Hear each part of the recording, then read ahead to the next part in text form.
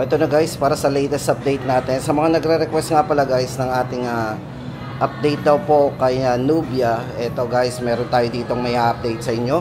Ang dalawang model po ni Nubia, ang kanila pong Nubia Neo 3 5G. Ito guys, syempre kung naghahanap tayo ng 5G.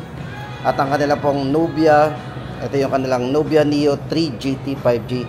Syempre guys, tamang-tama ito sa mga gamer. Kung naghahanap tayo ng pang-game na 10,000 lang ang mga presyohan, eh tama-tama sa inyo ito yung kanilang bagong Nubia Neo. Yan. Ito guys, para sa latest update natin sa dalawang variant na ito, unahin natin ang kanilang Nubia Neo 3 5G. Guys, para sa mga full specs po nito, ilalagay po natin sa screen para may idea tayo sa mga specification po ng Nubia Neo 3 5G. Siyempre guys, unang-una dito yung 5G nya. Yan.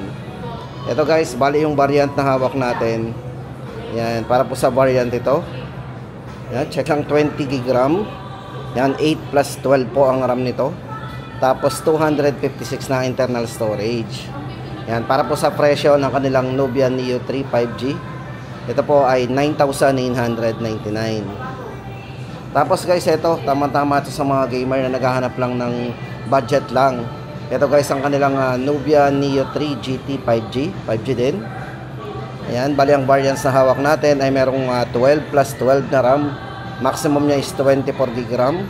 256 GB internal storage. Yan. Para po sa latest price update natin kay Neo GT. Yan, Neo 3 GT 5G. Yan, medyo mahaba yung pangalan niya.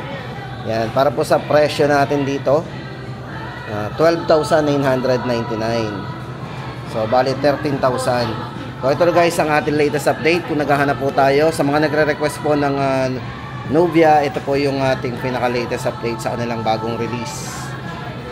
Yan, tama-tama sa mga gamer yan.